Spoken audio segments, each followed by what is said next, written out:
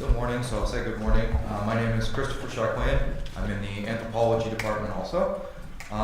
And most of my work is in Istanbul in Turkey, but through the SSD grant I had the opportunity to spend some time further in the southwest in Diyarbakır. So I will be talking to you today a little bit about the work that I did, particularly in that city. So from the mid-20th century until 2011, the Surp Saint Giragos Armenian Church in Diyarbakır, Turkey was in ruins. So we can find Diyarbakır sort of fairly large in the bottom right there, southeast Turkey. Even after the Armenian genocide, whose 100th anniversary will be commemorated next year, there remained a thriving group of Armenians in Diyarbakır in the southeast until about the 1980s. Mugrdich Margosyan, a famous Armenian writer and teacher still living in Istanbul, was born in Diyarbakır and fictionalizes his youth in what he calls the Gavur Mahallesi, the infidel neighborhood, surrounding the church. In both Gavur Mahallesi and in Söyle Margos Nerelisin, Tell Me Margos, Where Are You From?, Margosyan describes the humorous Father Arsen and the antics of the often superstitious characters living in the area.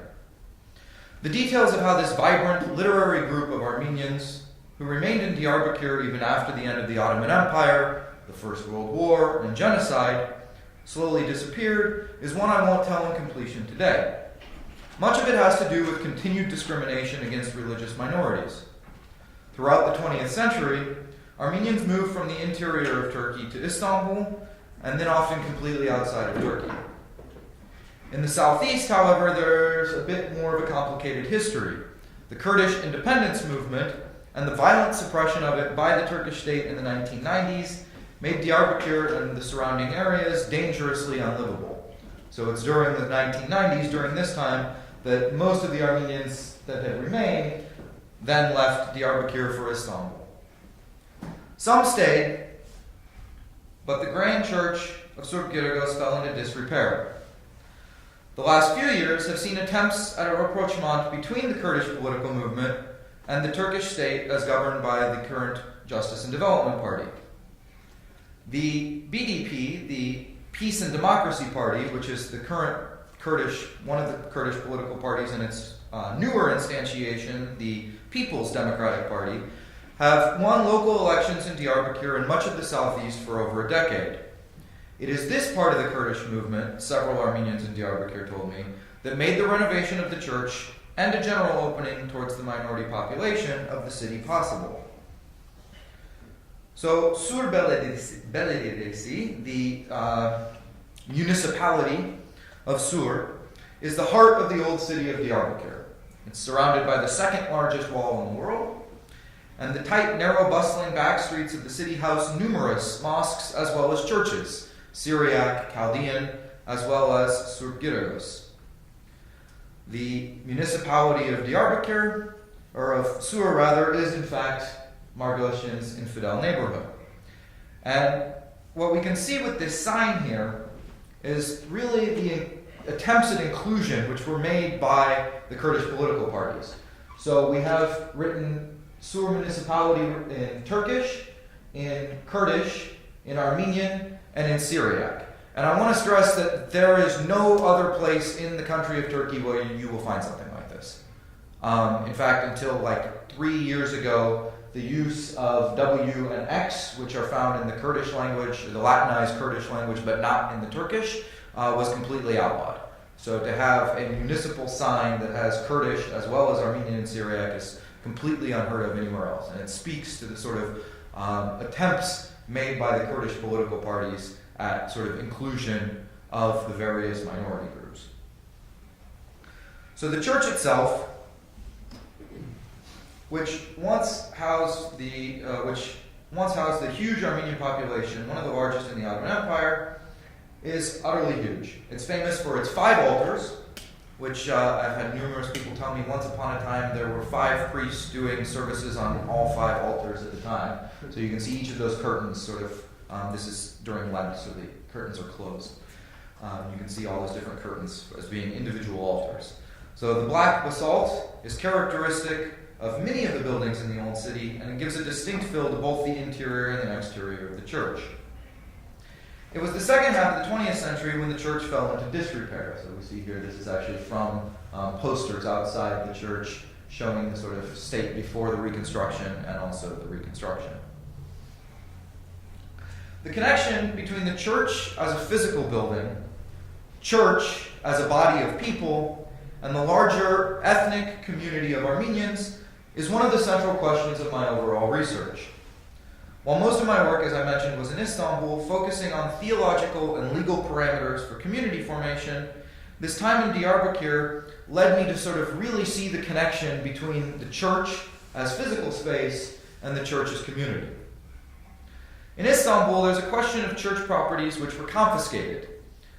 So, however, most of the 36 active churches in Istanbul were never confiscated or abandoned. There are Armenian schools and churches and neighborhoods which have retained a dense Armenian population to this day. The law which surrounds what are called vakifs, which we can gloss as religious foundations, is a major point of entry for my research.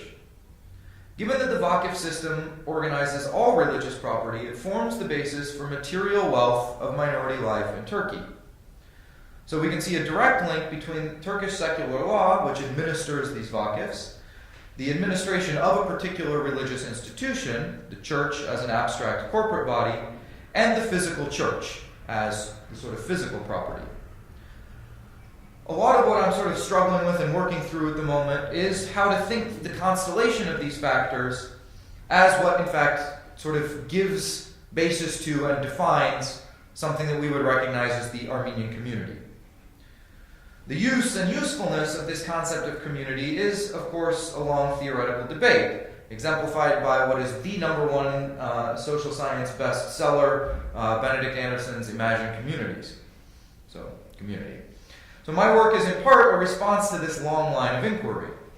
Indeed, part of my contribution is to try to show how these links between law, institution, and its ideologies, and physical space property make possible any sense of a lived community. So if all these issues are present in Istanbul, they're exemplified in Diyarbakır. The link between church as physical space and the existence of community is there dramatic. Although there were many Islamized Armenians, this is a sort of new, long, complicated body of interest and work that other people are doing good work on, but following the genocide, a number of Armenians who were previously Christian converted to Islam, and only in the past decade has anybody come out and sort of said, yes, in fact, I know that my grandmother was Armenian. So these are the sort of Islamized Armenians who remained and continue to remain living in and around Diyarbakır, and they did so well after the last priest left Diyarbakır in about the 1980s, and Giragos fell into ruin. There was no space to meet, no legal representative, no collective body. In other words, I'm suggesting that there's a sort of metonymic relationship between Giragos and the Armenian community of Diyarbakır. The ruin of the church there standing in ruin, stands in for the disappearance of a vibrant, viable, visible Armenian community in the city. Without a roof on Giragos and humorous Father Arsen, Margoshin's Gavur Mahallesi disappeared. So one of my main theoretical tools for trying to think about this lived reality of communal life is the concept of tradition. In social theory, this has often been much maligned, and we can think actually of sort of the common connotations of tradition as something that is static. A lot of this comes out of thinking about imagined or invented traditions. I, however, try to follow Alistair MacIntyre in seeing tradition, when it is vibrant, as grounded in specific practices and encompassing not only change, but active dispute over what constitutes the tradition itself.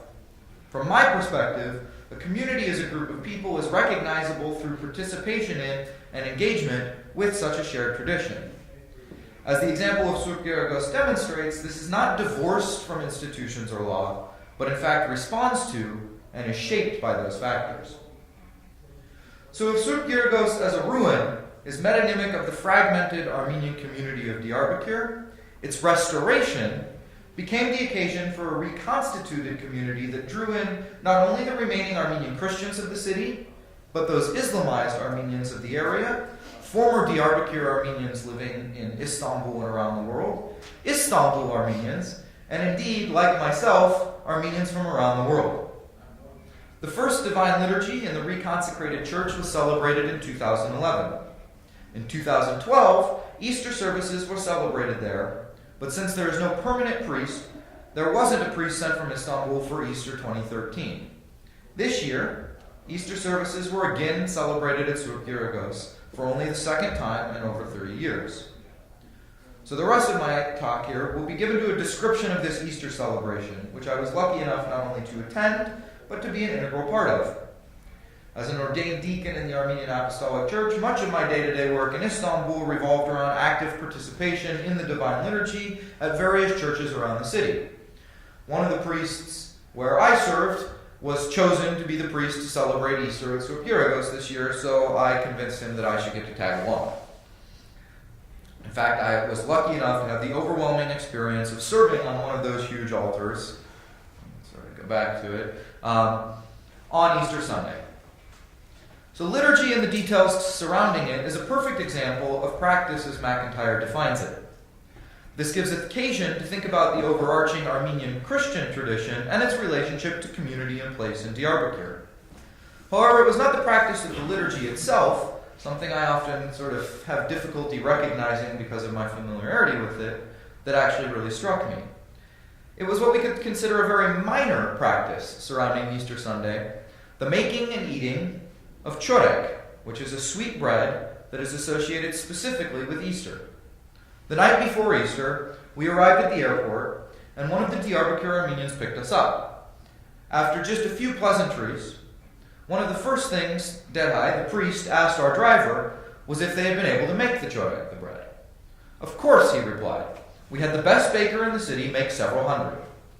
But since Easter hadn't been celebrated in years, this is my favorite part, they had to get the recipe for chorek off the internet. Now, the practice of making chorek at Easter, as part of a wider Armenian tradition, is something that binds not only the individual community. So, for instance, around my Armenian neighborhood in Istanbul, all the bakeries have these beautiful choreks for sale. But it also articulates a wider participation through the practices of tradition in a community broadly conceived. So this is actually my great aunt's chorek recipe out of, her mother's recipe out of my family's cookbook.